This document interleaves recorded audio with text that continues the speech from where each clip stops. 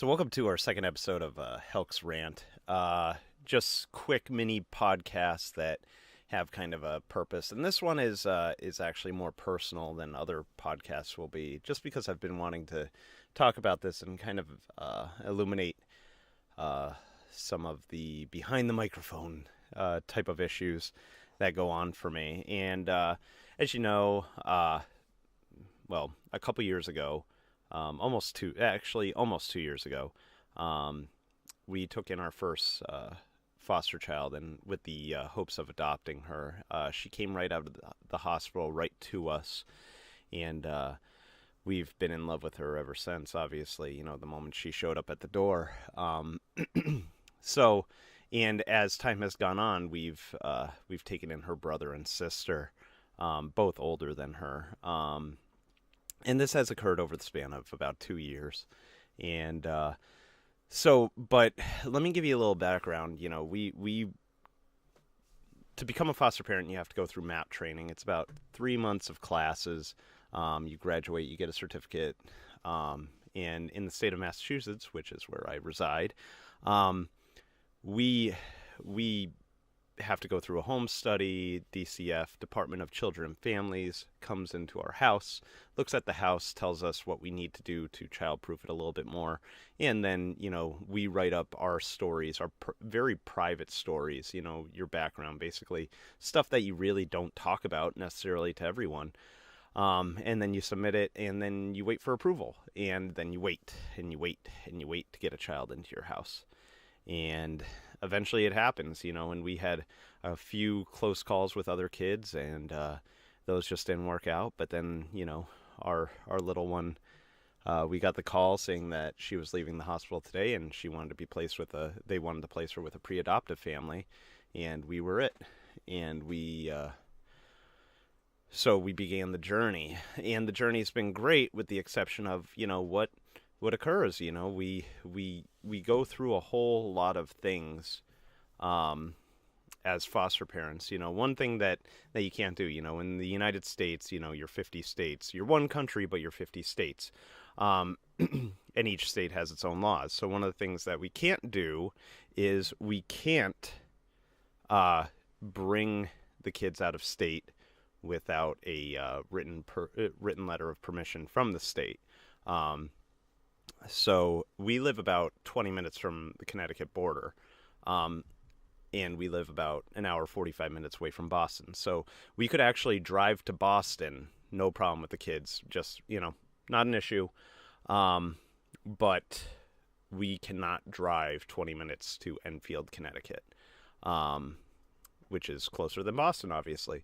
So we could not do that without a letter. Another thing is that, we can't leave the kids with just, like a family member or anything like that to be babysat or anything. Every person that watches these kids needs to go through a strict approval process. Most definitely needed, but at the same time, it really limits your choices as to who can watch your kids and everything. That's been that. And another thing is that, it's been almost 2 years since we took in our little one, and, over a year for our middle one, and a few months for the oldest. And we have no real end in sight of having of adoption, and that's been one of the killers. And if I've ever been in a terrible mood or anything like that, it's probably tied to that. Mostly because we just, you do all of these things, and you you're doing everything. You're bringing the kids to, biological parent visits, to other visits, to the different needs that the kids have because they're in the system. And you have no end in sight, and it's almost disheartening, but you just keep on going because they're your kids. And even though you have, one arm tied behind your back, you keep on moving forward. And it's a process, and it's upsetting, and we constantly, have to vent to each other, me and my wife. and it's semi unfair, but it's the life that we signed up for. So it's tough, we continue on this path, with hopefully getting some kind of finality at some point. We'll be hitting year 2 within the next week or two. We'll be moving on to year 3. And like I said, there's no, to to adopt these children. These children are not legally free from their parents. So what needs to happen is what's called a termination of parental rights, which is a trial. And what needs to happen is that there needs to be, proof that the parents' rights need to be terminated, that the kid's safety is with the state or the pre-adoptive parents. Trial dates aren't set a week in advance. They're set months in advance. So,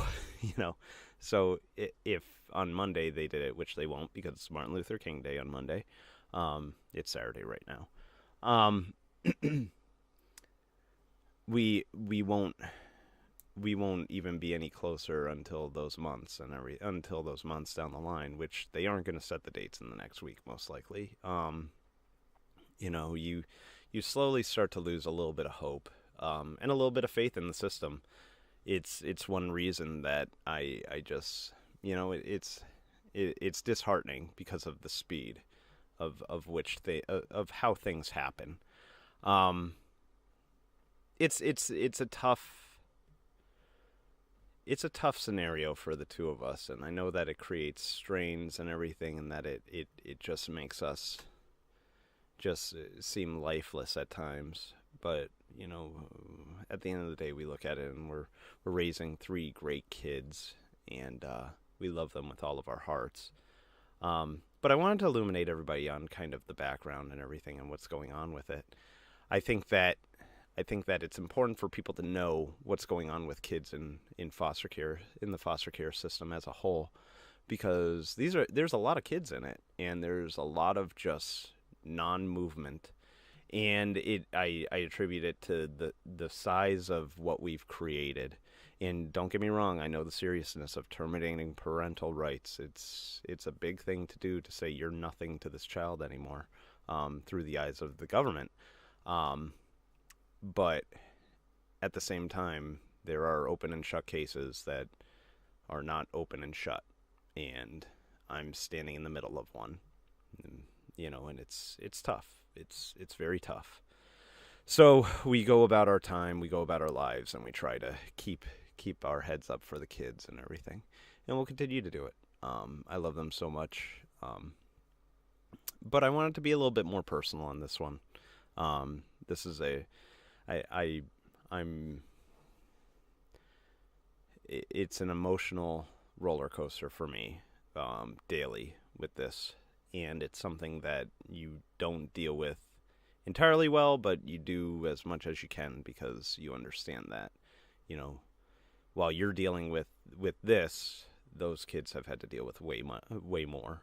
So, anyways, I know this wasn't video game based, and if you were hoping to have it be, I apologize. Our next episode will be much more video game based, but thank you for listening. I hope this kind of helps you understand what I've been going through and what the foster care system is. If you want to know more, I'll add some links into the description.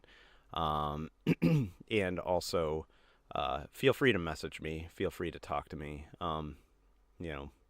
If you have any questions, if you're interested in in fostering to adopt, or even just the foster care system as a whole, being in it gives you so much more experience. So than just looking at it from the outside. And if you want to know more, let me know. And if you want to keep on hearing these, let me know. You can watch me on Twitch. You can watch me on here, on YouTube, and hear me on SoundCloud and iTunes and all of that. But until next time, thank you so much for listening, and I appreciate you, and talk to you real soon. Bye.